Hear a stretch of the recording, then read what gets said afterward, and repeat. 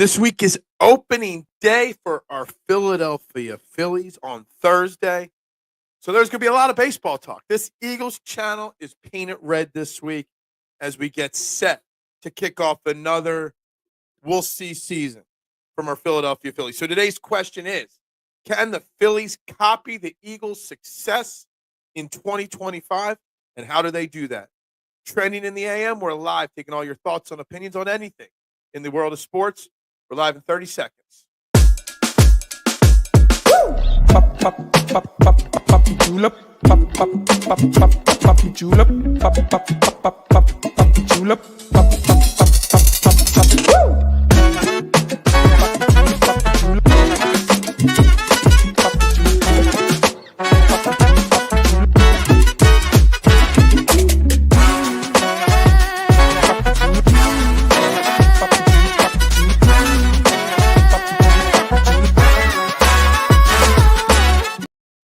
And a very good morning, everybody, and welcome to Trending in the AM right here on the STT Sports Network.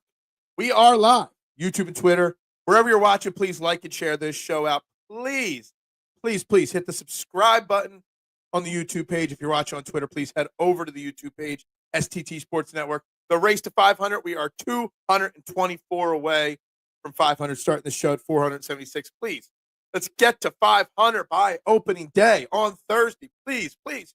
Please, let's do it. Guys, I'm your host, Phil Stiefel. Find me on all social media platforms, at Beard and Knowledge. I'd greatly appreciate a follow as well.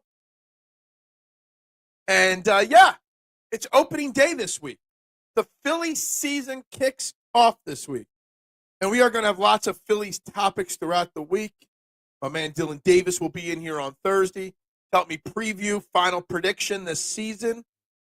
But we're going to start the baseball week off with a very simple question. Can the Phillies copy the success of the 2025 of the Eagles?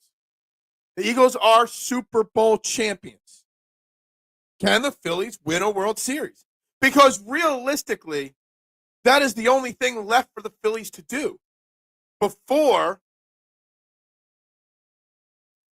we start tearing it down and starting over again. Before we have to make some shocking changes that probably should have already been made.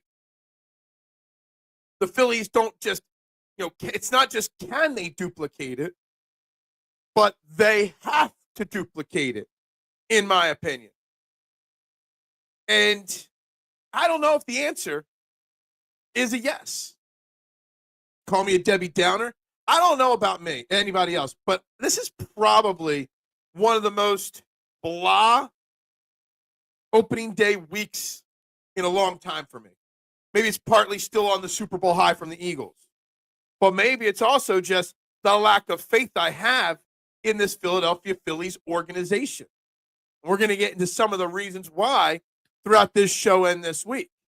Well, let's get to the comments right away before I fall too far behind. Good morning, Little G. Hope you're well. Good morning, good morning, good morning. What is a tulip? A flower. Yes, Avante Maddox is gone to the Detroit Lions, and my man Jason Sullivan, Mr. Detroit Lions, is pretty excited about it, and he doesn't realize that. Big Al, good morning. Phillies baseball about to kick off, and your math sucks. My math sucks? 24 subscribers away from 500. We're at 476 to start the show, 24. Did I say something wrong? I don't know. Duplicate the Eagles' success. I know, it's kind of comical. We're basically asking, can the Phillies win a World Series? And I don't think, and we're going to, Marshawn, I had a poll running yesterday on Twitter. It's still running now. And I'm going to go over some of the results in a little bit here. But there are a lot more optimistic Phillies fans than I realized out there entering this season. And I'm sure Rick will get in the comments at some point today and say Phillies World Series champions 2025. But I don't know how you could blindly think that. I don't. How the Phillies respond and use the energy of the Super Bowl win will tell us what kind of team they are. Can you do that? Is that a thing? Can one sports team use another sports team's success to motivate their team? I kind of feel like that's not good, that you need to use another team to motivate you to win, if that makes sense. Can the Phillies duplicate the Eagles? Can Avante Maddox cover the slot? Yeah, exactly. No and no. Good morning, Duck. How are you? Hope you had a fantastic weekend. I really do. Well, happy birthday early to you in a couple days. That's Wednesday. I feel this team has the pieces. Are the guys ready to make the right changes? Well, thanks for the segue into some of the topics. Dude, well, first off, does the team have the right pieces? I don't know about that. I mean, you still got to start Taijuan Walker this year at times. You still got questions in the bullpen, in my opinion. Are they ready to make the right changes? You got all offseason and early in camp talk about, oh, we're going to mix up the lineup. Trey Turner's going to be our leadoff hitter. Now, Rob Thompson didn't even wait for the season to start to backtrack on that. We're already back to the Kyle Schwarber leading off in the last, 2 or 3 spring training games. Turner in the 2-hole. Rob Thompson yesterday saying that, well, maybe we'll platoon the leadoff spot. Against lefties, we'll start Trey Turner in the 1 spot. Against righties, we'll start Kyle Schwarber. So we're already backtracking on the changes that need to be made to have this team find success. So, no, they're not ready to make the changes necessary to win a World Series. If Big Al is right, then the Sixers should have won in the playoffs against the Celtics. Yeah, exactly. Hey, just on a side note, we're not going to talk Sixers, Marshawn, but there's only 11 more games left to the season. Thank you, Lord. We are almost at the end, Marshawn, of this NBA season. Almost. But that's all the Sixers talk. Kylie, what's up, girl? How you doing? Hope you're well. Hope you're ready for some Phillies baseball. Because I'm not. I did change the screen. We got red screen. I got a Red Foxes shirt on today. I'm ready for Phillies baseball. To an extent. But then when I see yesterday Rob Thompson talk about how he's going to platoon the lead. I've never heard of platooning the leadoff hitter spot for a team with this many all-stars and high-priced talent. It's one thing if you're a bad team or you're a young team developing talent and you just don't know who's going to be where. But the fact that you're going to platoon your leadoff hitters tells me that you got no clue. And here's the other thing. How can we take an organization seriously when Ranger Suarez is starting the season on the injured list? And you're telling me the next best option to start a baseball game for this team is Taijuan. There's not one pitcher in the entire Phillies organization better than Taijuan Walker. There's not one pitcher on the waiver wire right now better than Taijuan Walker. The fact that we have to see one Taijuan Walker start this year tells me that the Philadelphia Phillies organization has not learned anything from their past mistakes. And to me, that's a major, major, major concern. You don't mind spending stupid money. And we're going to continue using that for the rest of eternity, that John Middleton statement. But if you really wanted to spend stupid money, you'd buy out that damn contract, kick them to the curb, and move on. And save us all a strong level of frustration. How can you be taken seriously when he's still on the team? Phil, we know the Eagles way before the draft to replenish D, but with all the gone players, are we still good with Bond getting the contract? Absolutely good with Zach Bond getting the contract. And, there is more Phillies versus Eagles comparisons. And how the Eagles won the Super Bowl with a very young team, and they're getting even younger. The Phillies are littered with older players, 30-plus-year-old players. The Eagles were young, healthy, energetic. The Phillies are much more like the Sixers, a bunch of older guys that could at any moment break down. The Phillies want to learn something from the Eagles to have success. Maybe they got to get younger. Rob Thompson is starting to kill me with the unwillingness to make the right changes. Big Al. And again, call me a Thompson hater. as everybody else says, oh, you're a topper hater. You just don't like Rob Thompson. No, I just see through it that Rob Thompson is not a great manager. But I said it after the 2022 World Series loss that it should not have been a lock that he returned, that he caught lightning in a bottle in 2022, and he would never match that again. And guess what? He has not matched that again. They win a lot of games because of talent, but they'll never get over the hump with him. Does Walker have to play outside of injuries occurring? No. But you're telling me there's not a better option? Who knows? Ranger Suarez, in my opinion, Big Al, might be cooked. Back injury again already. Ranger Suarez has had injury issues his entire career. And at this point, I don't know if Ranger Suarez could be counted on to start. That spot in July is easy to fill in when you're ready to unleash Andrew Painter, the sole exciting thing for me this upcoming season. But from now till July, you're going to have Ranger Suarez in and out of the on and off the IL. You're going to have Taijuan Walker starting because you just can't get rid of the guy. I don't know why, but you can't. It's bad. It's weak. There's got to be somebody better. With Maddox shipped out, I believe Dallas is on the block. Those guys were best friends. My guess is Dallas is going to be a draft week casualty. No Phillies with the dupe. Also, no, the Phillies will not duplicate.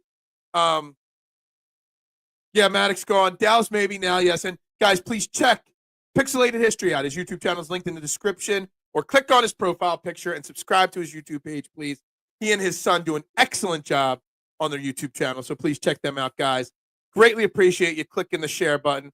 And no, it's not necessarily duplicated. And I think I changed the words of the show. Maybe I could change the words for the next episode. Can the Phillies learn anything from the Eagles' success versus copy it? Because it's very hard to believe that the Phillies can copy the Eagles' success. They haven't done anything to earn our trust that they can duplicate the success. But can they learn anything from it? That's a big question. I mean, the front office can learn how to build said winning team. The Eagles built a Super Bowl team a certain way, and you'd like to think that that's a way, or that's how you can build any winning sports team. Youth, take care of your up-and-coming stars. Discipline, accountability, a leader, a coach that knows how to pull the right buttons on each player. Kylie says, man, I just wish the Phillies could give me the same feeling the Eagles did this season and end the same way. Well, I mean, we would all love that, Kylie, obviously. We'd all love that good high hopes feeling from the Eagles. But the Phillies made no changes. Look at the difference between the Eagles and the Phillies, let's say over the last decade. They weren't afraid to move on from Doug Peterson, the first coach to win a championship, win the championship rate. They weren't afraid to move on from their high-paid star quarterback and eat that money. They weren't afraid to trade players, sign players, take chances on certain kind of players. Win a Super Bowl, trade away Chauncey Gardner-Johnson, let all these guys walk. Look at the difference between how the Phillies and Eagles run their organization, and tell me there isn't a way that the Phillies could have made changes, whether it's Rob Thompson, Kevin Long, trade Kyle Schwarber, or move on from Jay. Like, they needed a major shakeup in the Phillies organization, and they stayed pat. They brought in Max Kepler, brought in a couple relief pitchers. Tell me that that's the way to build a winning team. Definition of insanity, doing the same thing over and over again, expecting different results. The distance between insanity and success is measured by success. Or distance between insanity and genius is measured by success. Well, there's a huge gap in there. right now for the Phillies. Dallas going to get traded. He might fetch a 6. I don't know. I think a little bit more than a 6, but not much more. I wonder if Carlos Hernandez from the Royals will stay as a reliever or make the start again over Walker. No, I think he'll stay as a reliever because they cut somebody else out of the bullpen when they made him. But even him, let's be honest, there's a lot of Phillies fans out there getting up and down about Carlos Hernandez because of his 98 or 98 mile an hour fastball. But the guy's not been good. He played 30 games last year on a decent ERA. But outside of that, he's got a bunch of 5s and 6s on his resume. So Carlos Hernandez is let's not get all excited about a waiver wire claim from the Royals. All right. Taijuan Walker was announced officially he's going to start that game. Game 5 or 6, whenever they use it. The 5th rotation spot. And honestly, I hate to say it, you're going to see 2 or 3 starts at least from Taijuan Walker. And we all saw him this week. It was Friday or Saturday. He got lit up again in a spring training game. Dallas got hurt. Is a woulda, coulda, shoulda player that was stunted by frequent injuries. I expect Howie to get younger at the tight end position. Yeah, I expect him to get a younger tight end in the draft. But I also think that there's not a guarantee that Dallas Goedert gets traded. I think there's a chance that Dallas Goedert ends up getting a renegotiated contract to lower his hit. I do. Tyler Phillips, that was the one that got cut. Tried to take some Phillies notes yesterday. Fell a little behind on them. Was not cut. He was designated. Also started, or could have been a long reliever. Yeah. Look, Tyler Phillips had that fun story last year, when he got called up and all. But again, the Phillies bullpen, like the bats, the hitters, they're going to frustrate us. The lineup is going to frustrate us on a regular basis and excite us on a regular basis. The starting pitching, we know, barring injuries, is as elite can be. The bullpen, outside of Alvarado, Matt Strahm, who's been kind of banged up in spring training, and Orion Kirkring, there's a lot of question marks. And even those 3 guys have question marks. Again, you don't need an official closer in a Rob Thompson-led bullpen because, just like he's going to platoon the leadoff hitter. I don't even believe that Rob Thompson's going to platoon the leadoff hitter. He just said that to, ease us back to Kyle Schwarber. Kyle Schwarber's probably got some, sniffed like the cleanup spot. It's like, yo, Topper, nah, you know where you got to put me in the lineup. And Topper's like, gotcha, buddy. Whatever you want, buddy. But anyway, there's questions even about the top 3 bullpen arms. Rob Thompson won't have a set closer. And that's fine. I'm used to it by now. But can Alvarado hold up for a year? Alvarado looked lights out all spring training.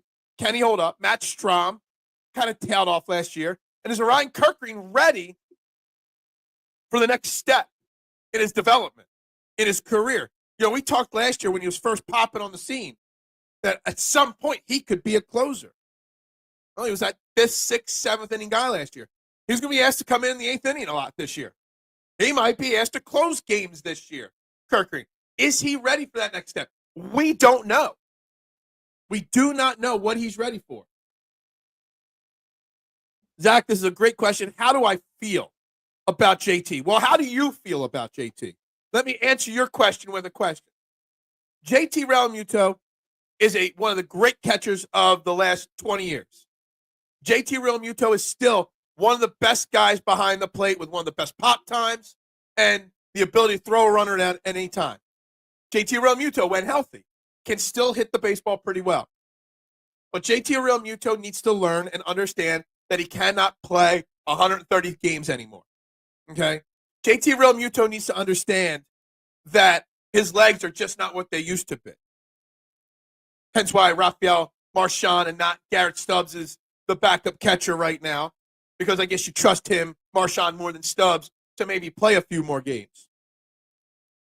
JT Realmuto's entering the last year of his deal.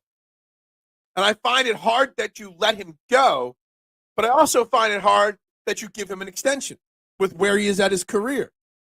The Phillies getting rid of Logan Hoppe a few years back really pigeonholed themselves into a problem where they don't have a catcher ready to take over when JT's done here.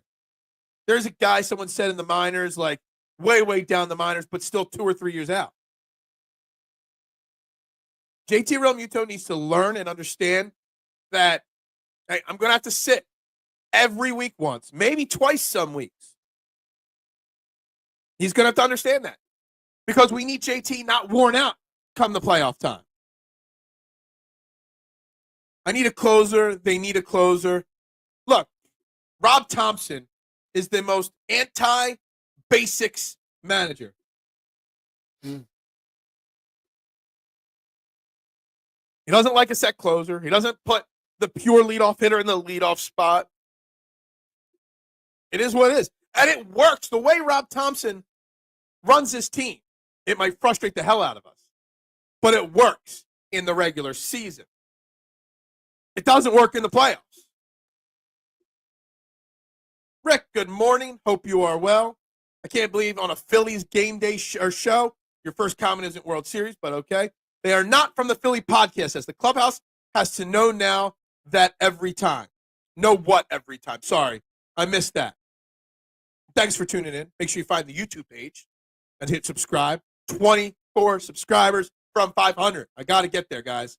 The Phillies clubhouse is something that concerns me because the clubhouse is too laissez-faire. They just don't have a spark to them, and they haven't for a long time. Zach says, okay, then, how do you feel about Kyle? Like, would you give him a contract extension? I mean, so back to JT. I mean, I would consider giving him a very short extension since you don't have the next option ready yet. And Kyle Schwarber, I don't know how you give him an extension. I mean, he's arguably, dollar for dollar, been one of the better Phillies over the last 3 years. The production you get out of him for his contract, it's like $20 million a year. It's not bad. And you got guys out there making $50 million and you're paying a 44 home run guy $20 million. It's not bad. But he's very limited as a DH, and you've got guys that need to get off their feet in DH. JT could be a DH sometimes. Bryce Harper, Alec Bohm, Nick Castellanos would be great to get him off his feet occasionally. I would probably, and this is crazy, I'd probably prefer to extend Kyle Schwarber over JT if it was a short-term deal and just patchwork catcher till the next guy's ready. Crazy to say that, but maybe. Rick says Marchand will be serviceable catcher in this league. Wouldn't be quick to dismiss his talent level. Yeah, I mean, if you let JT walk, I mean, I'm sure Marchand could start for a year till the young prospect's ready. Marchand's biggest issue and question mark, Rick, is obviously his health, that he doesn't stay healthy, that he gets injured a lot, even in his minor league career. So that's a concern, obviously. They got to know the clubhouse knows every time that Walker plays, it's a guaranteed loss. Yeah. Again, and I asked this at the kickoff of the show. You can't tell me there's not a better option in all of baseball than Taijuan Walker to start every fifth game right now. When he announced that Taijuan Walker will be the fifth starter yesterday, I literally felt like a pit in my stomach. Like, are we really here? Is this really what I've got to experience again? Like, the little hope I had, just taken away. Because it just tells me Rob Thompson hasn't changed at all. Absolutely great call. It was on my notes to eventually say this. Rest in peace to the great griller, George Foreman, who passed away this weekend at 76 years old. Back when boxing actually meant something. Being world heavyweight champion actually mattered. Rest in peace to George Foreman. I remember watching a few of his fights late in his career when I was a youngin'. My dad was a big boxing fan. Occasionally we'd get the fights. Or occasionally record them or get a tape of them from his friends and play them. George Foreman was one of the most underappreciated heavyweight fighters of all time. Phillies' first game. Thursday is opening day. Today's the last spring training game. Thursday's opening day. There is a lot of pressure on the bats when he is on the mound, and they always go cold. I see the second part of your comment there. Yeah. I mean, there's a lot of pressure on the bats all year long because they've got to prove that they're better than they've told us they are recently. They got to figure out how to play baseball a little differently than they have been recently. I don't want to give either Kyle or JT a long term, but if you can convince one of them, preferably Kyle, to stay on like how would you feel, Zach, if you gave Kyle Schwarber like a 2-year, $40 million extension? Would you rather have 2 more years at Kyle Schwarber at $40 million or 2 more years at JT Realmuto at $20 million a year? I'd probably take Kyle Schwarber, but it's close. It's close to me. Very, very, very close. I love that he called all his boys George. Yeah. George Foreman was, man, not just a great boxer, a great, community man, obviously a great pitch man, a hell of a businessman, family man. He was a preacher. There was so much more to George Foreman than just heavyweight champ. But I like to lean on to when I think about George Foreman. My dog's fighting upstairs. When I think about George Foreman, I like to lean into the boxing because everyone thinks of him the George Foreman grill or this and that. No. I think of George Foreman as the heavyweight champ. Fighting. How old was he in that last big heavyweight fight? Like that was like he fought so late into his career. So I like to lean into that. How about the Hovlands naming their boy Victor? Yeah, how about that? Victor had himself a bazoot hoot kind of a Sunday. Or JT collapsed. We'll talk about that tomorrow night. Who are you sending them this money for, and who would you have a contract extension to? I'm not sure yet. I mean, the thing is, a lot of times if the extensions aren't done by opening day, they don't get done till after the season. So if you don't see a JT or Kyle Schwarber extension in the next couple of days, you probably won't see them, extended at all. I'm not saying. Oh, so you're questioning why am I saving this money? I'm not trying to save. And this is actually a great question that segues me into comparing the Eagles and the Phillies. You don't need a bunch of older guys. Kyle Schwarber and JT Realmuto are later in their career. You're gonna have Trey Turner, Bryce Harper into their 40s here. You need younger players on this team. There's a lot of older players on the Phillies right now, pitching and hitting. You need to get some younger guys. The Philadelphia Eagles were one of the youngest teams in the NFL, and they won the Super Bowl. When the Eagles won their Super Bowl in 2017, they were the 8th oldest team. They went the next year, became the 3rd oldest team, and they fell apart. The Phillies just keep getting older. The Sixers got stars in their prime or just at the end of their prime. They're all breaking down. Joel Embiid, Paul George, etc. This team needs young. I'm not saving the money per se. The Phillies, I don't care about the Phillies' money. I'm just saying, is it right to keep them or not? I don't know. I bet any amount of money the Phillies will win won't win a World Series with Schwarber at leadoff. Well, I did drop my yearly $5 at 12-1 on the Phillies to win the World Series. I also put a $5 on Harper MVP parlayed with Zach Wheeler Cy Young winner. It was 1,260-1 or something like that. It was $5 to win like over almost $700. Forget what the odds were on that. Because I'm just a sucker to bet my home team to win the championship. But yeah, and all off season long, mister, we've been told, we're going to change it. We're going to change it. We're going to lead off Trey Turner.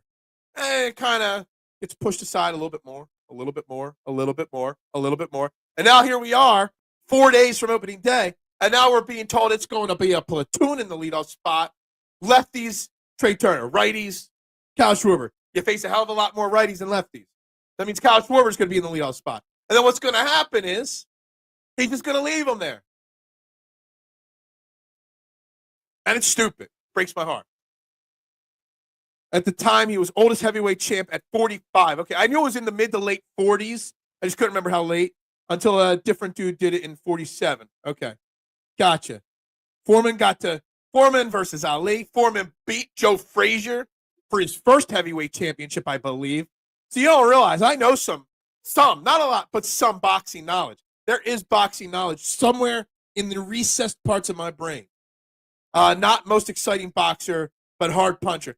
Yeah, he wasn't exciting per se. He was just a behemoth. Powerful, intimidating presence. He didn't move and fly, or he didn't sting like a butterfly, or float like a butterfly, sting like a bee. He just stood there and knocked you out. Baseball at the look. Unfortunately, it's the off season for football. The draft is 3-4 weeks away. Baseball is my favorite sport, and it's kicking off. We're going to talk baseball this week. Today, a lot.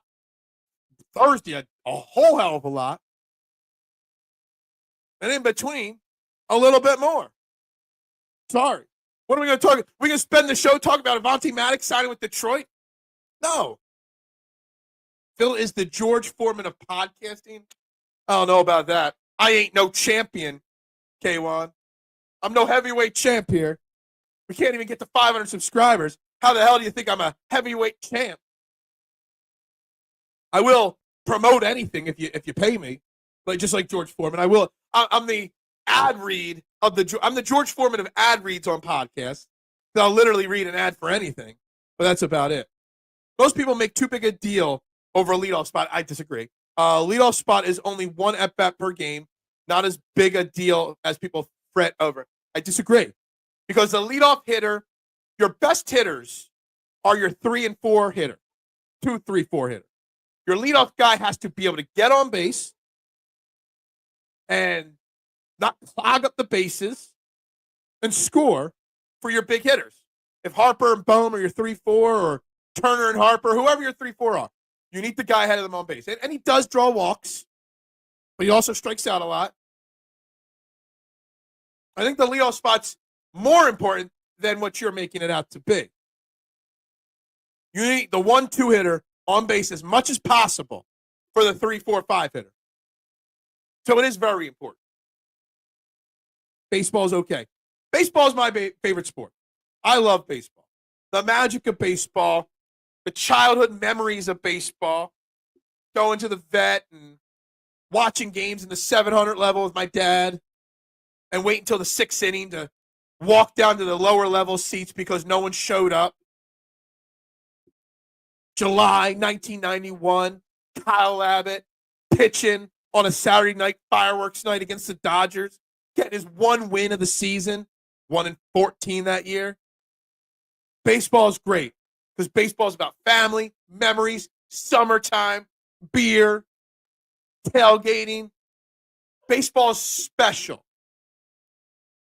Not the most showy podcaster, but hard-hitting. I don't know. I'm more showy than hard-hitting analysis. If Schwarber hits a home run at leadoff, then the bases aren't clogged. Look, I'm over it. I don't think it's right. And it's won us a lot of games, Rick, but it hasn't worked come playoff time. Okay? The definition of insanity is doing the same thing over and over again, expecting different results. And it's also the message. We're going to tell you one thing all offseason. And then 3 days before opening day, we're going to go back to what we used to do. We can agree on this. Baseball is a beautiful game. It's a thinking man's game. It's chess when most others are playing checkers. Look, I love baseball. You know, we do the pizzas for the snack bar at our local Little League here in Kennett, where my pizza shop is. When I deliver the pizzas up to the snack bar on a random night, and there's a Little League game going on, and my nephew plays for Little League occasionally, I'll stop, and I'll watch 5 minutes of the Little League game. And the kids having fun and just enjoying, what baseball is meant to be. There's something special and magical about baseball. Something special and magical about opening day. It is. If I had a choice over going to game Bills or Phillies, I'm picking baseball. Well, that says about your baseball fan or your football team. If TV, it's football. Oh, going to a game, you'd rather go to a Phillies game on TV. Baseball is hard to watch on TV regularly. I know. A 9-inning game can be sluggish to watch on TV. We're going to do some Phillies live streams this year. I'm going to try my best to do one live stream of a game every week this year. I'm going to try. No guarantees, but I'm going to try. The two things George Foreman and I have is we both love grills and are both heavyweights.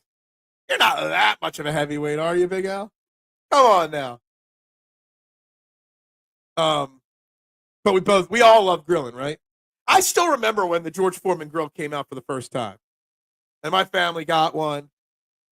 And we thought it was the coolest thing in the world. In reality, it kind of sucked. Didn't it? Like, seriously, I think they kind of sucked, honestly. It's more than getting on base with walks. The leadoff needs to pressure the pitcher by getting in scoring position, doubles and triples. Yeah. Hitting a home run is great. Starting 1-0 is great. But being on second base with no outs and Bryce Harper up to the plate puts a lot more pressure on the pitcher. Most pitchers these days could care less about giving up solo home runs randomly throughout games. You got to put pressure on these guys. So you rattle these pitchers. And then when you rattle the pitchers, then things start to unravel for the team, if that makes sense. Baseball, not hard to watch for some of us. I love watching it. I watch it all the time. I would guess I watch at least 3 to 4 innings of 160 to 162 games a year. It's always on my TV. Again, I'm going to try to do a live stream. We're going to watch some Phillies games down here together. We are. We're going to have some fun at night. What days, what weeks, I don't know. But we're going to have some games together this summer. George Foreman grills were great in college. I could basically make anything relatively quickly, and it tastes better than a bologna sandwich. See, I didn't have one of those in my college dorm. I don't think they were allowed in my college dorm. But I just remember the grease running off the burgers. There was no real grill marks on it. I don't know. It was what it was. It's the George Foreman grill. One of the most iconic athlete product sponsorships of all time. I don't know. I'm trying to think about what specific, pitchman, athlete pitchman has had a product as more iconic and recognizable as George Foreman with the George Foreman grills. What's up, Ross Spills? The Phillies are chokers. I don't see it happening. And I kind of pivoted earlier in the show, Rob, and I love it. It should be more of that, not can they copy the success, what can they learn from the Eagles' success? Because I don't know if they've learned any. I don't think the Phillies have learned anything from their failures of years past. Isotoners with Marino. That's a good one. It's a good poll question. George Foreman grill, Marino, ice a toner. I'm trying to think of other things like that. I mean, Saks sponsor like 975,000 different products, so we can't go really there. You got to think long and hard about this. Athlete, pitchman. But yeah, George Marino with the ice toners. But then back to this. I don't know if the Phillies are chokers, as Spills says here. Okay? What I think they are is content. The Phillies are content.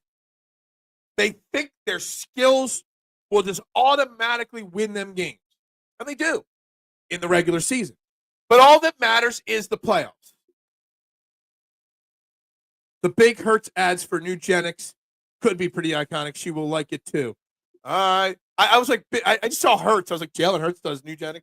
I know what you mean. I'm gonna write down Nugenics. But I don't know if that's up there with the George Foreman grill yet. I'm not sure. I like the creepy look that the one girl in the driveway gives the Big Hurt, Frank Thomas. Like, she's not worried about her man. She's worried about Big Hurt right there. Just going to say. They haven't learned anything. They've taken steps down since 2022. Absolutely. I'm writing this down because I think this is a great comment. Phillies haven't learned anything. And this is the problem. We should be more excited. We have a team with 8 returning All-Stars, maybe even more than that this year. We have a team that's capable of winning 95 games. But the story that's been told to us over the last 3 years says that's not enough. The Eagles have set the bar, championship bar in this city. The Sixers are just about to end the most disappointing season in the last 20, 30 years. And here we are in the Phillies season, and we're supposed to accept the same exact thing. Yeah, but the Mean Joe Green and the kid, that was one commercial. I'm talking about like the Big Hurt with the Isogenics, or Dan Marino with Isotoner, and obviously George Foreman with the grill was a long-term commitment, spanning a decade of commercials. Jordan, Nike commercials. I can't put Jordan and Nike on a poll because that would just that just destroyed my whole entire philosophy there. Obviously, Jordan and Nike was the number one, obviously, of it. That just destroys everything. They beat Houston. Who beat Houston? Shaq and the General. That's a newer one, but does Shaq count? I mean, literally, if you Google the amount of things that Shaq has pitched for, it's literally a list longer than anyway. It's a long list. Let's not forget how much a lot of this fan base was doubting the Eagles going into the season. And then they silenced the critics. The Phillies are about to do the same. But see, the thing is, the Eagles made changes, Rick, from 23 to 24. They changed their coordinators. They brought in fresh faces. They pivoted on some of their mistakes. Like think about it. James Bradbury and Gary Slay, coming off of all-pro season 22, we're here in 23. They bombed. They didn't. The Eagles didn't stay pat and say, well, they'll return to form in 2024. Let's get 2 new ones. The linebackers weren't working. We're going to bring in new ones. You know, they made the changes to tell us they were serious. They got rid of Brian Johnson. They brought in Kellen Moore. That would be equivalent to have gotten rid of Kevin Long and bringing in somebody else to coach the hitters that might have a different philosophy. The Phillies remained exactly the same. They brought in Luzardo and Kepler, whatever. But that's it.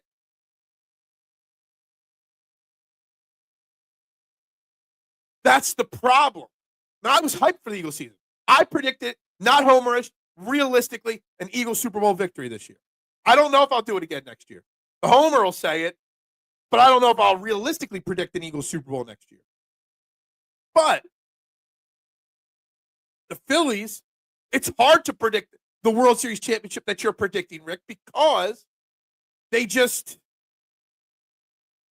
feel that doing the same thing again for the 4th straight year will magically result differently. Anything with Joe Namath, obviously, yes. Joe Namath, I'm going to write Joe Namath's name down. I don't know if it'll make the poll question, but I'm going to write Joe Namath down for sure. For sure, though. Everyone bought a Foreman. College kids got to eat good. Yeah, absolutely. Copper Fit and that con man, Favreau. But Copper Fit didn't have one specific athlete. I mean, Brett Favre was there for a little bit. I think they might have had Doug Flutie. Doug Flutie sponsored a lot of things. I love George Foreman, but he ruined the Ali versus Frazier rematch by knocking out Joe. I mean, I said it earlier. You wouldn't realize it, but I knew without even thinking about it. George Foreman's first title win came by knocking out Joe Frazier. So, Garoppolo in this California porn industry. What? I don't even know what that means. Duck, did I miss something there on that one?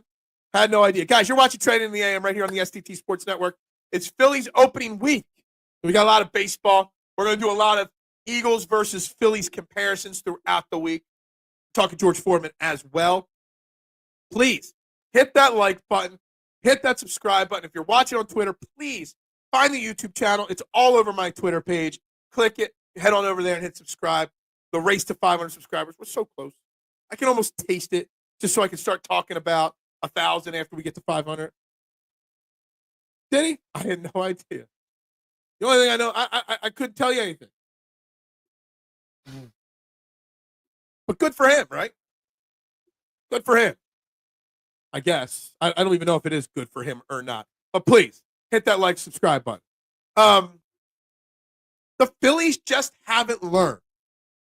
And I put this on John Middleton, and I put this on Dave Dombrowski, as much as Rob Thompson, as much as the players.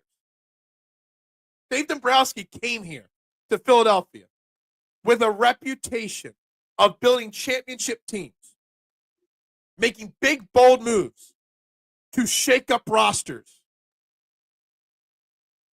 And what's he done? Kept everything the same. Dave Dombrowski, when you look at him standing next to a Howie Roseman, there's a huge difference in success, in mindsets, in ways of doing business. Rob Thompson, Nick Sirianni. Big difference. When you see Nick Sirianni getting all fired up and saying, I don't need Rob Thompson to be all and in your face. But Nick Sirianni knows when a player needs to be yelled at. Nick Sirianni knows when a player needs to be hugged. Nick Sirianni knows when to, I think back to setting the culture and tone to training camp for the Philadelphia Eagles this past year. And he gave, I think it was Chauncey Gardner-Johnson, a chance to make a shot in the meeting room from really far away on a basketball net. And if Chauncey Gardner-Johnson made the shot, practice would end for the day. Chauncey Gardner-Johnson made the shot. Practice ended. And it brought the team together. Nick Sirianni understands how to keep his players motivated and focused. I know it's a 17-game season versus 162 games, and there's a difference there. But Rob Thompson is everybody's buddy. I don't need a coach of any of my sports teams in any sport to be everybody's favorite drunk uncle. Purdy and Toyota. Is that who's in those Toyota commercials? I couldn't tell you what Brock Purdy looked like. I know there's a Toyota commercial with some white dude in a bunch of them, but I didn't know that was Brock Purdy. Goes to show how recognizable Purdy is. Not just good for him, Phil. Good for you. Good for you. I was a little late getting in today. Surely someone mentioned the Mannings by now and all this stuff. Manning and Papa John's. I think we could do Manning and Papa John's. Or Shaq could be this Papa John one. We're looking for something very specific here, Freddie. Not guys that promoted a lot of products or products that had a lot of athletes. We're looking at things like George Foreman with the grill, Dan Marino with Isotoner. One product sponsored by one famous celebrity for a very long time, Jordan, Nike. We're looking at a very specific, fine number of things there that we're trying to figure out. Right now, I still think Dan Marino and Isotoner and the George Foreman with the grill are the two biggest, all right, in my opinion. We're getting close with Frank Thomas, the Big Hurt, and Nugenics. We're getting close on that one. Joe Namath had a lot of different things. Shaq's got 900 things. Are the Blue Jays going to, the Blue Jays going to get the guy from the Blue Jays? Are the Phillies going to get the guy from the Blue Jays? I do not think the Phillies are making any drastic moves right now, anytime soon. The team is what the team is at the deadline. I would fully expect them to, again, do what they've done every year lately and add some fringe players to help the bullpen or the bench.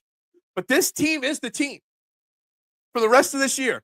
Love it or not, whether we like it or not, Zach, what we see on this roster, barring a drastic injury, is the team we got going forward. There are no major trains coming to Philadelphia.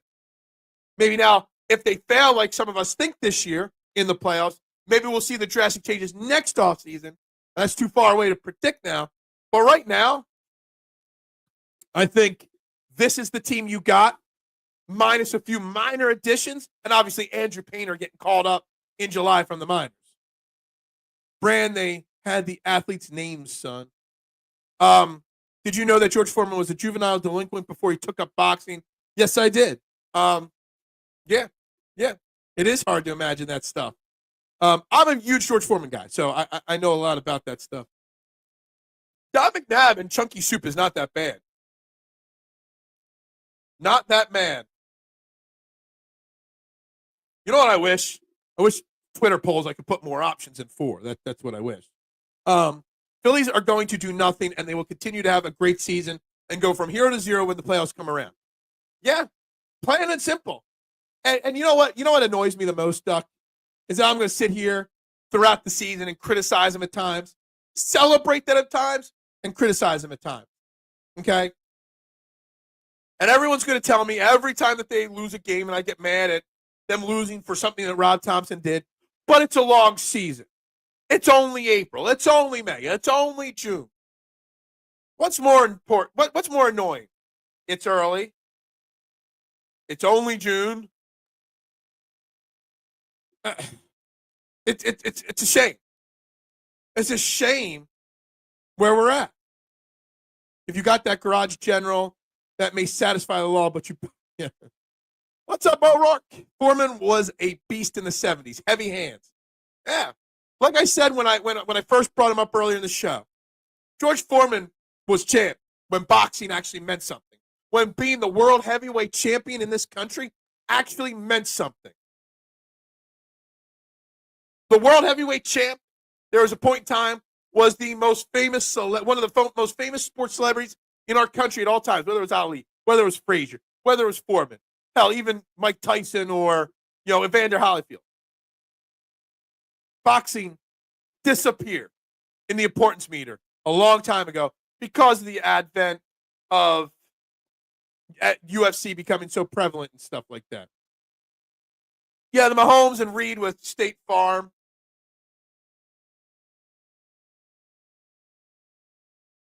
I'm not sure. I obviously Foreman and Marino are going on my list, but yeah.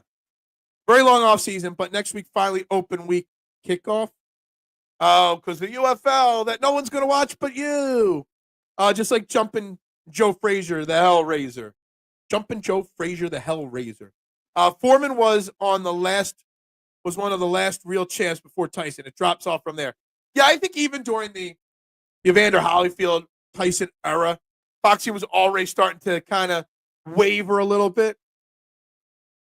I think if Mike Tyson never went to jail for his crime, like if he never committed the crime, didn't go to jail, that really kind of took some of the sting out of boxing.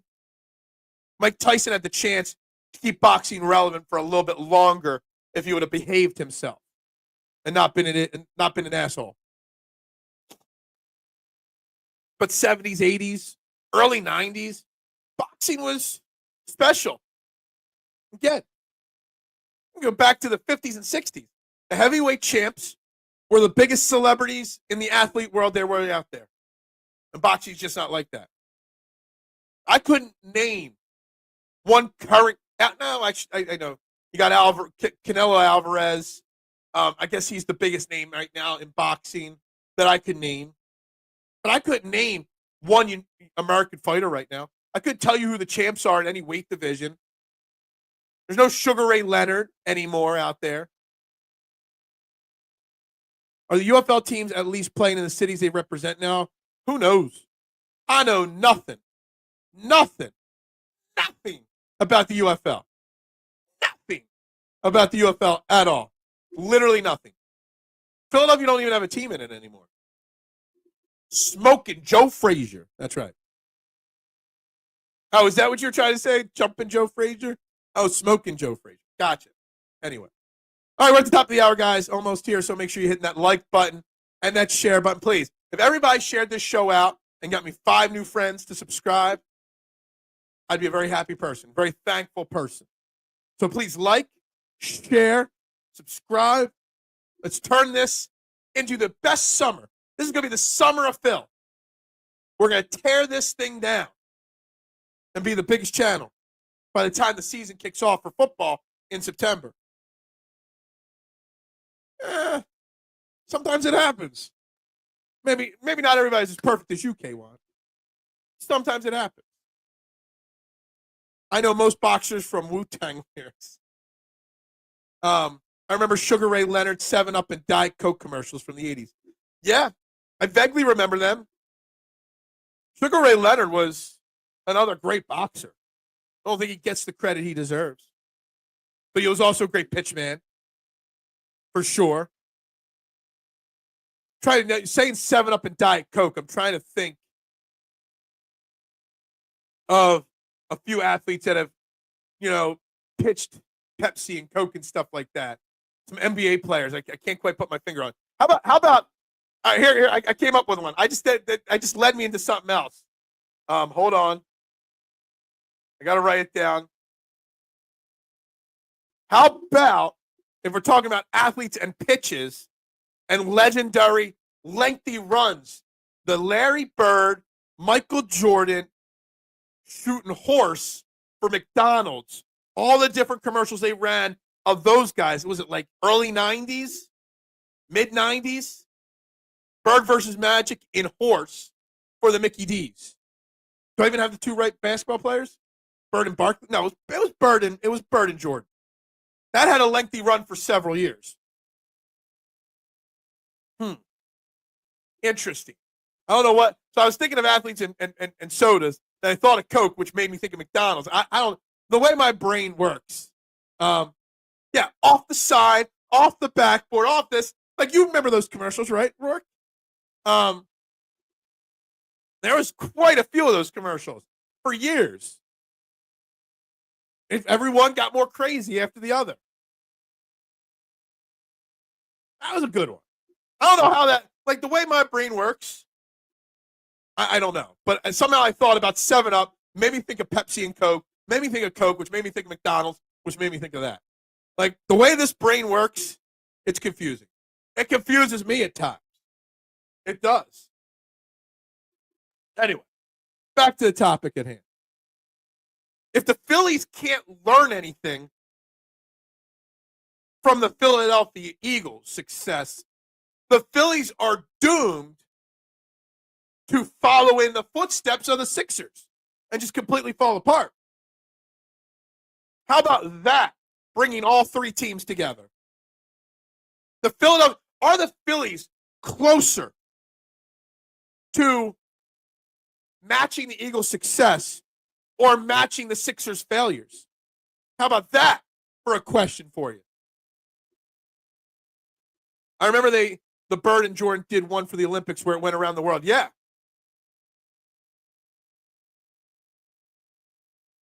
Taking notes here. But I remember that one. Right around the Dream Team. The Dream Team was a special era in basketball. Back when basketball was relevant in our lives. The way Phil's brain works should be studied by It should be. 1,000%. But I want them to study it while I'm still alive so they can tell me about the results. All right? I want to know how my brain works and why it works as weirdly as it does. It'd be a good idea having replays at different times to show your show, but also fools me. I do that all the time. And I put in the thing, it clearly says in the description, this is a replay. So if you would actually read the description of the show, you would have known that, my man. But it's all good. I saw you chatting. I was busy at work, though. I was disappointed that Larry Bird had a bad back with the Dream Team. Imagine MJ and Bird cooking at the same time. Imagine if super teams existed in that era. Which guys would have played together, mister? Would we have seen a super team of Bird and Jordan at some point? If they would have came up with the idea of the super team? Maybe. Phil, tweet out a poll about the athlete and brand or ask for answers. I'm going to. I've got a lot of notes here. We got to get into my Phillies poll in a moment here. I got an Eagles poll going. I thought we'd get into that. Maybe we'll save that for tomorrow. I got these polls here with the athletes things. I got the Phillies. Are they closer to the Sixers, the Eagles? I got like 3-4 polls here to put out on social media. Sorry, Phil. I can't read no good. Yeah, exactly. Maybe the neuroscientists could find the part of your brain that can't pronounce names correctly. Can they fix that? Can they fix that? I'm going to write down Tiger and Nike. Yes, I will write that down. Tiger Woods and Nike. The problem is, I can only put 3 answers, and the fourth answer is other. So answer 1 is George Foreman and the grill, Dan Marino and Isotoner, something and other. State Farm and Mahomes, Bird and Jordan, Frank Thomas, Nugenics, that would not win. Jordan and Nike would dominate that, so I can't put that on there. I love that ball juggling commercial. What? The golf ball, like when they're bouncing it around, and yeah, if that's what you're talking about, maybe I'm not sure. OJ said, "Hey, look, I was trying to explain O.J. Simpson to some of the youth at my pizza shop the other day. They hadn't even ever heard of the Naked Gun movies, and obviously, O.J. Simpson was what he was. But before that era, O.J. Simpson was quite the celebrity. It just was. Yeah, the golf ball one. I thought that's what. Yeah, Dubes went there too. Yeah, look, nothing to comment. Joe Montana and Sega. Was he a Sega? I mean, he had the game. Did he really promote that brand? I don't even remember that. We weren't really a Sega family. We were a Nintendo family. I don't even think I ever even owned an original Sega Genesis. We had an original Nintendo, original Atari, but no Sega. We rented a Sega here or there from Blockbuster for a weekend of fun. You should do a bracket for your polls and your YouTube shorts. What do you mean a bracket? Like my best ones? I don't know. I could do YouTube shorts on asking the questions. Absolutely. Absolutely, I could do that. Interesting. We got a lot of ones here. I got a lot of good things here. So I do have a Phillies poll running right now on Twitter. And what happened to my Twitter page? There it is. All right. So we're going to put it up here. Well, I don't even have to put it up. Well, we'll put it up for a minute, and we'll read some of these answers because I think there's some interesting answers on here and some interesting thoughts here. This is the question I put up on Twitter yesterday. It's still running. What are you feeling for the upcoming Phillies season right now? It's a chore. They're winning the World Series. Optimistic and patient, and other. And there's only 91 votes still, and there's still 2 days left. But it's a chore, 30.8%. Optimistic and patient is dominating at 45.1%.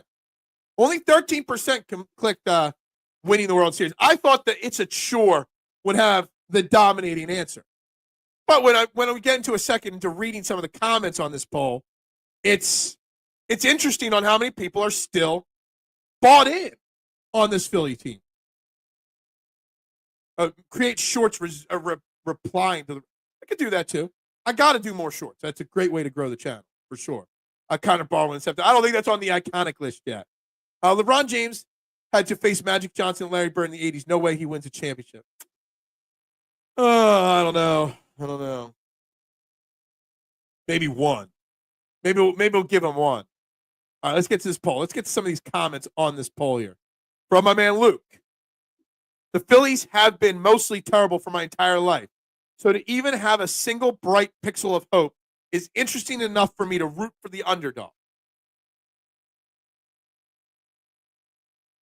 Because the Phillies have been bad for so long, for 100 plus years, we have to accept them being bad again, is Luke's opinion. I disagree. Philly sports, love and pain. Love this account. Optimistic and patient. New season. Last year is not this year. Team will compete. Give them a shot.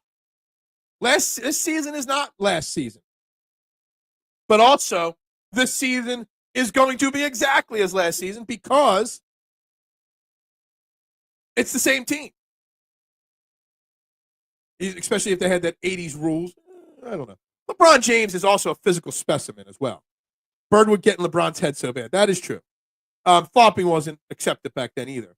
If they say I own Jordans, I own a Foreman, there's no other products owned by that That's a fair point by TMZ right there. Very fair point there. Very fair point. Anthony, any rotation with Walker in is meh, and now talk about the definition of insanity. By the way, I love this gif I responded with. Elliot Carver, one of the most underrated Bond villains of all time. Philly sports truther. It's going to be fun, so isn't a chore. But I'm not optimistic. It's a chore, but not optimistic. Other. Nothing can take me off the high. And this is the thing. I think some people with the Phillies are excited or just don't care because they're still just gleaning ear to ear because of the Eagles Super Bowl. Was pretty psyched for a World Series run. Now I'm surprised if they make the playoffs because they're relying on, they're only relying on Walker, hopefully for a short period of time. Jason saying, still love the team, but find it difficult to get emotionally invested. And that's where I am. I find it hard to get emotionally invested. Pitching has to be on point. Yes. 2 seasons ago, our core was older than the 2008 core. We're not doing anything in the playoffs, assuming we make it. We're definitely making the playoffs, according to JXC. But a World Series run, this team's old. Insult the comic dog. I wish it was the real insult the comic dog. I feel like I'm typically due in March. I'm nowhere near ready to get into baseball until Mother's Day. Very, very interesting opinions and mixed bag of opinions and feelings for this Phillies team. Yeah. I found it very hard to believe that he was such a bad person, TMZ. I have this image from a Thanksgiving Day that he called on the sidelines for, I think it was CBS, like early 90s. He was the sideline reporter for the game. And we're going to take this off the screen now. During one of the commercial cutaways, him and his wife and his young son were throwing snowballs at each other, laughing, hugging, having a great time. And I just couldn't believe it. But it is what it is. Only the Wheeze kids give me hope. The Wheeze kids. Vegas likes the Phillies to make a run. They do, and I made my bet yesterday, Rick, on them to win the World Series. And I made a bet parlaying Harper MVP and Wheeler Cy Young. Huge odds on that. But I put a $5, as I always do. 12-1. It's great odds. Well, no, it's favorable odds that they have a chance. There's no denying, Rick, that the Phillies have an immense amount of talent on their team. But they've had an immense amount of talent on their team for 4 years now. And winning 90-some games does not mean anything come the playoffs. This team is built for 162 games. It wasn't built the last 3 years for a best-of-7 series. It's the same team. That's it. Can they overcome the odds? I don't know. Imagine LeBron throwing a tantrum, crying over fouls. The refs would laugh in his face. Yeah, exactly. Exactly. The best part of the Super Bowl win is not having to see Mahomes on State Farm commercials anymore. We still see him, don't we? There's still plenty of State Farm commercials rolling around out there.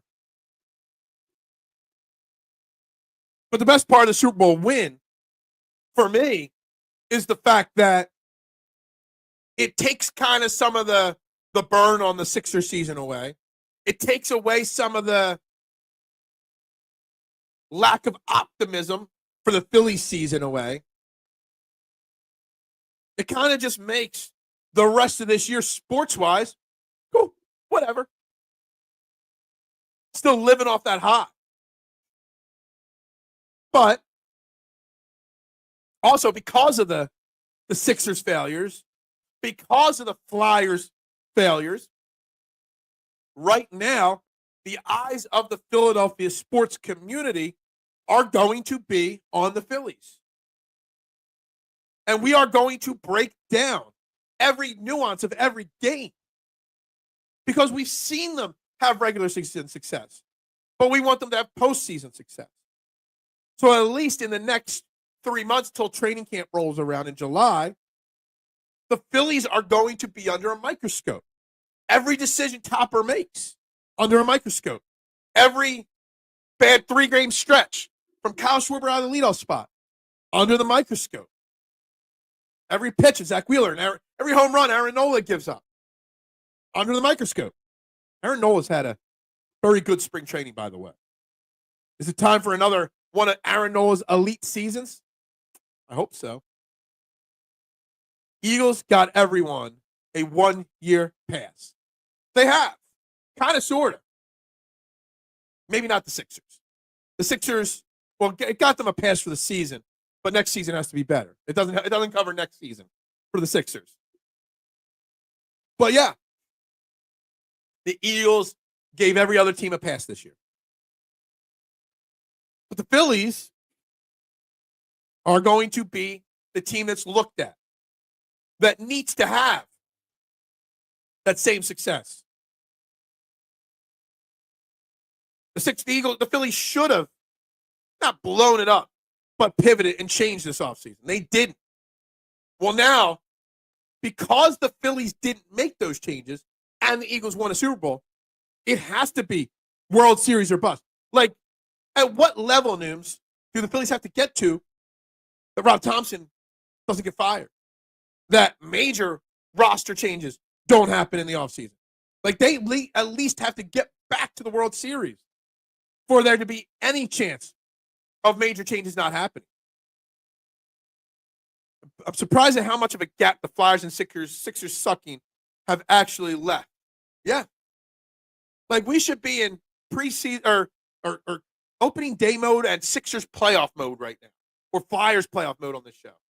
We're scraping together shows on Avante Maddox, conversations. And the Phillies. The next 3 months, it's going to be Philadelphia Phillies and whatever happens with the Eagles. And that's it. Maybe a little NBA draft talk if we get our draft pick. Flyers are in tank mode. It's okay. It's okay. I give the Flyers the utmost respect for sticking to a plan. I do. Frustrating, but at least they have a plan. First game, St. Louis and Houston, Friday Night Lights, opening game. Okay. NCAA tournament stunk. I didn't watch 5 minutes of it this weekend. Did not. I do know that Michigan State, my one bet, is still alive, but that's it. Tortorella needs to be gone. So, is there a city with as much talent as Philadelphia, with as many coaches that need to be fired? Because Tortorella needs to go, Nick Nurse needs to go, and I've made the argument that Rob Thompson needed to go. And they did. If he doesn't win a World Series this year, he might be gone. We might have 3 coaches. By the time 2025 ends, Nick Sirianni may be the longest tenured coach in Philadelphia. He actually might be already. He actually is already. He'll be the only coach in Philadelphia with more than 1 season under their belt. You might see by the end of 2025, 3 new Philadelphia head coaches. You might. The plan might be a joke. It might not be. But they've laid out that they have a plan. They've told us the truth. They haven't coined the phrase like the process or anything like that. So they're not getting in trouble for that. But they have a plan. Will that plan work out or will it be a joke? I don't know. Until you get a goalie, I don't know. Until you get rid of Tortorella, I don't know. Tortorella hasn't won shit in 20 years. The game is passing by. It's funny. A lot of coaches in hockey live off of long ago success. Past success from ages ago. And they keep getting jobs. Like, is there a room in hockey to start bringing it? Like, the NFL years ago started going towards the young head coaches. The Sean McVay was like 32 when he got his job with the Rams, or 35. Nick Sirianni was 40. They went to a youthful coach to bring fresh ideas and fresh energy to the game. Is it time for hockey to go that route? Have they? And I just didn't realize it. Tortorella is not that. The problem I have with the Flyers now is outside of, the rest of the team's prospects are really, really not good. It's a Zavragin. Zavragin, is that how you say it? I couldn't actually see the letters to try to pronounce it. Just so you know, K1, I was trying to zoom in so I could see the letters. I don't know anything about the Flyers prospect situation. I don't. I won't lie about that. Their best prospect was Mitchkov, and he was on the team the whole year. Does hockey need to take the route of football and go young at the head coaching position. Zav is the goalie of the future. Dude is a player. Well, how old is he? Like, the thing we were told by Briere and Jonesy was 2026. 2 years ago, he said the word 2026. That's the goal. Will he be ready for 2026? I don't know. Michkov over Torts. Well, yeah, obviously. And Michkov does, yeah. I was looking at the Flyers stats the other day, and I couldn't believe how low on the list the minutes per game that Michkov plays, and the amount of games he's been sat. It's kind of crazy.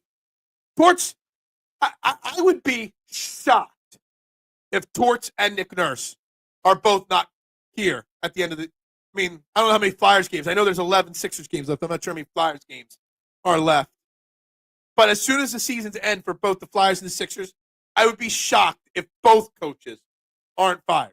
And then we'll have to wait and see on Rob Thompson if that prediction comes true.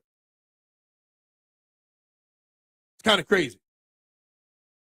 Luckily, the one prospect that's great is a goalie. Let's hope this one didn't run a train with it. Yeah. Yeah. Or we don't trade him away like Bobrovsky when he's like 24 years old. I don't even know who Roy Kent is off the top of my head. So, no, yes, maybe. Who knows? Who knows?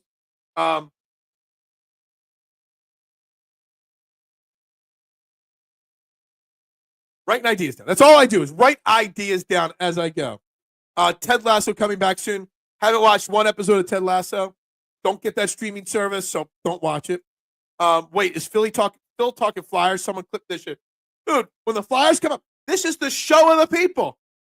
K1, you guys might not get me to 500 subscribers, but I give you guys what you want.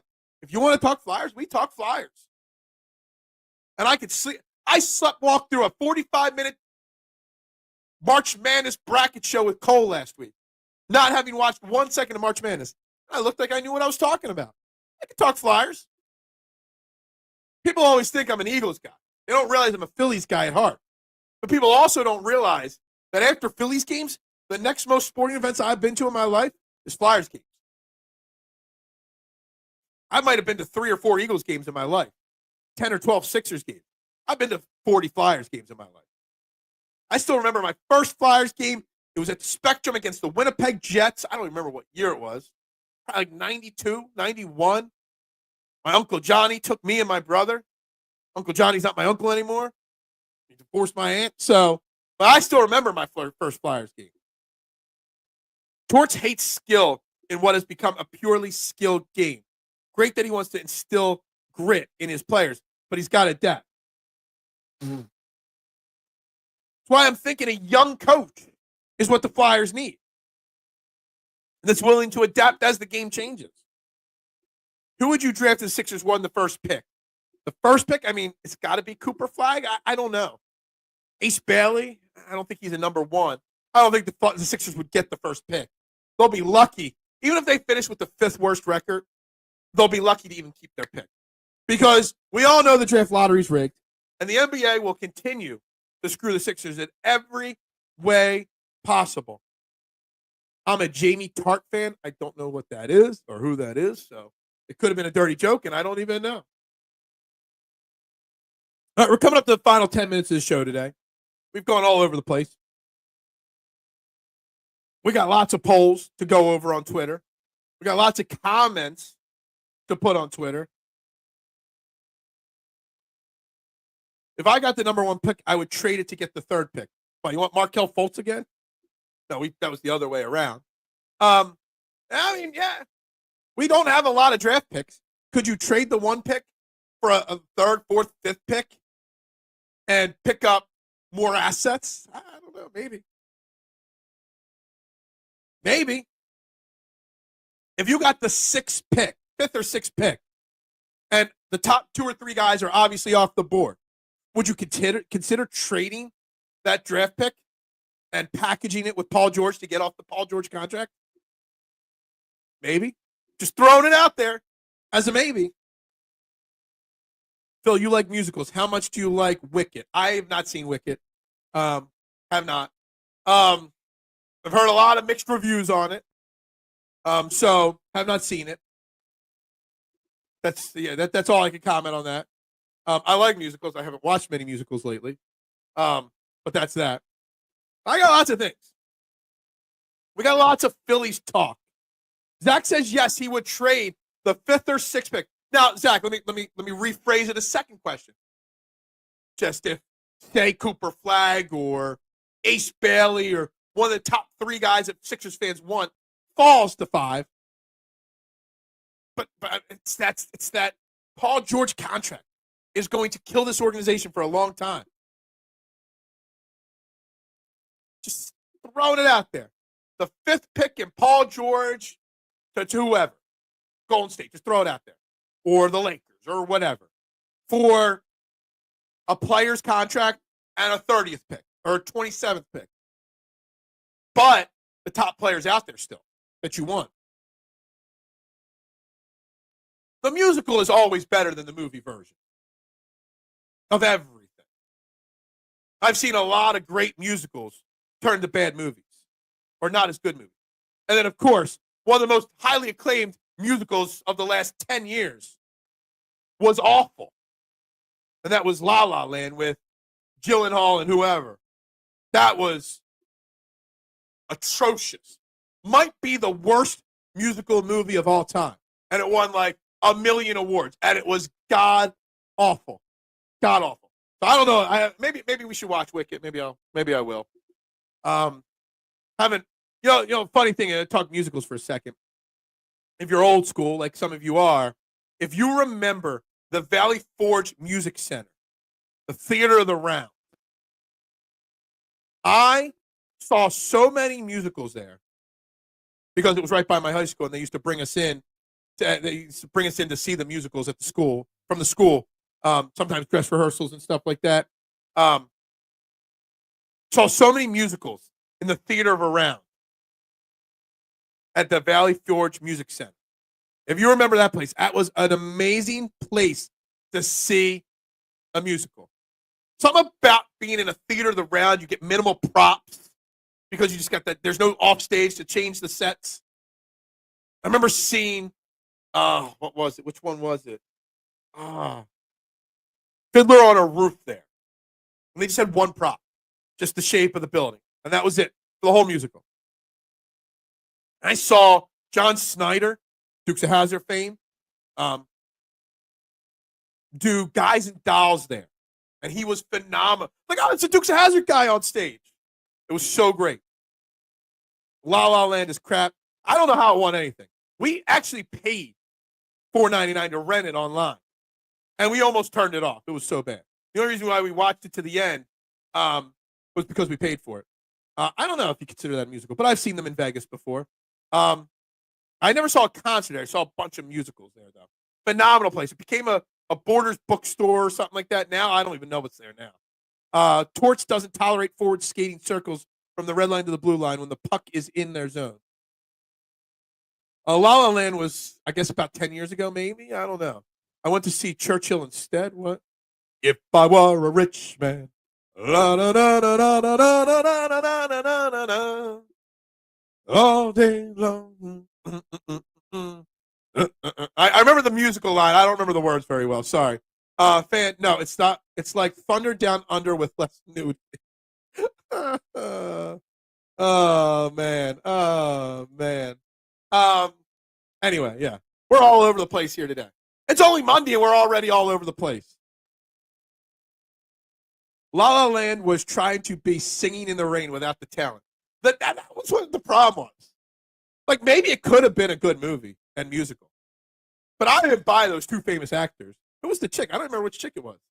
The black-haired girl from a lot of. She's what's her name? It was Gyllenhaal. Whatever. It was terrible. It was just straight up terrible. How does the starting lineup of Maxie McCain, George Flagg, and Embiid feel to you? Terrible. Because Embiid still will be hurt all the time. Paul George is washed. But you give me Maxie McCain and Flagg and replace George and give me a real backup because Embiid will only play 20 games. a Maxie McCain flag future excites me. But I don't know. You didn't see the 2017 Churchill movie? No, I did not. Don't even know which movie you're talking about. We actually walked out of La La Land. I've never walked out of a movie because I pay for it. But La La Land is the first thing I paid for that I almost did. It was so, but the question is, how did it win so many awards? It's lauded as one of the most I think it's one of the most won awards of a musical. Embiid will not play another game in a Sixers uniform. Yeah, I got you. Yeah, that's why I can't put that mystic comment like seriously. My grandmother once walked out of a movie because her friends thought Porky's Revenge was Porky Pig. Okay. What's up, Bruce Bryce Harper? You missed a fun, full hour and a half of Phillies talk, musical talk, Flyers talk. We talked it all. You missed a great show. There's going to be a lot of Phillies talk this week as we get set for opening day on Thursday. Super. Even though I'm down on this Phillies team, it is opening day week, and it does mean baseball's back. So to an extent, I am still very excited. But you're late. It's okay. You're here anyway. I just appreciate you tuning in. I appreciate you hitting that like button. I appreciate you if you've subscribed, to share. If you haven't subscribe, everybody watching. Jam-packed week of Phillies talk. Phillies comparisons to the Eagles and the Sixers. Phillies talk on all the things happening. It's all good. No, you don't have to worry about it, my man. I appreciate and love each and every one of you that tune in. I do. Painter is the only thing that I'm grasping onto right now. Because when Andrew Painter makes his major league debut for the Phillies sometime in July, I guarantee you, Andrew Painter's first start in a Phillies uniform will be the highest rated Phillies game of the season, TV-wise. It will be the most expensive ticket if it's in a Phillies ballpark. Whatever his first game in the Phillies at Citizens Bank Park. The most expensive ticket of the year will be Painter's debut, and it'll be the highest rated TV game. Guarantee it. I will guarantee you I will be live streaming that game. For sure. We are going to do more live streams this year.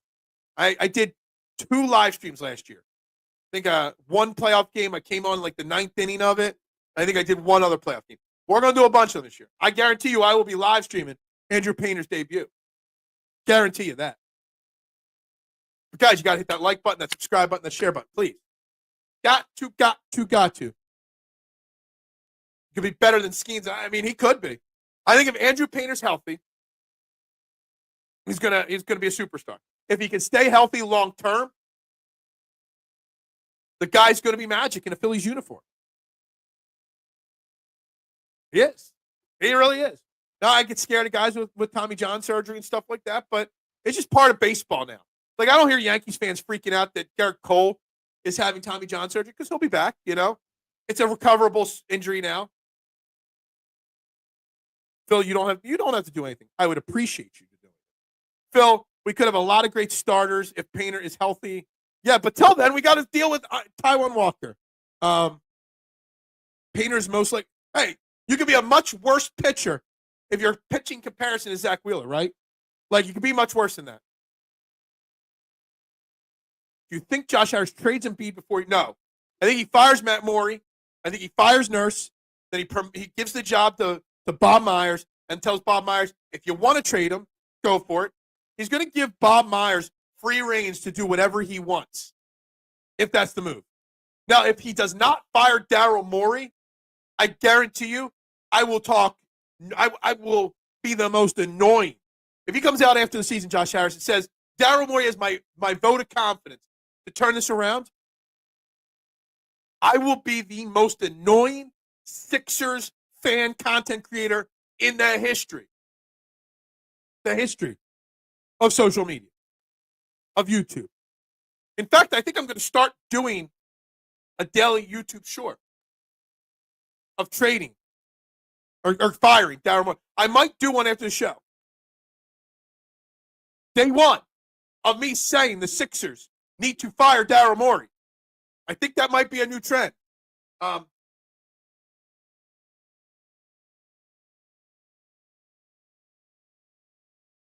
right. I got like 9 things to go through when I get to work today. I hope it's not slow at work, but I got a lot of content to create today. So you hate Daryl Morey. Daryl Morey is the worst GM, the most overhyped GM in the NBA. Plain simple. 0 fan. I would take Dave Dombrowski and the Phillies situation over Daryl Morey and the Sixers any day. Absolutely. Guys, I got to wrap it up. We actually got overtime today. We're 30 seconds into overtime. Please like, share, subscribe. We'll be back tomorrow. More Phillies content. I got more angles to tackle with this Phillies team. Got lots to talk about this week. Opening day, 3 days away, guys. Today's the last spring training game for the Phillies. Everybody have a great Monday. We'll be back tomorrow. Like, share, subscribe. But even though it's baseball season, we still end the show as we always do. Go Birds.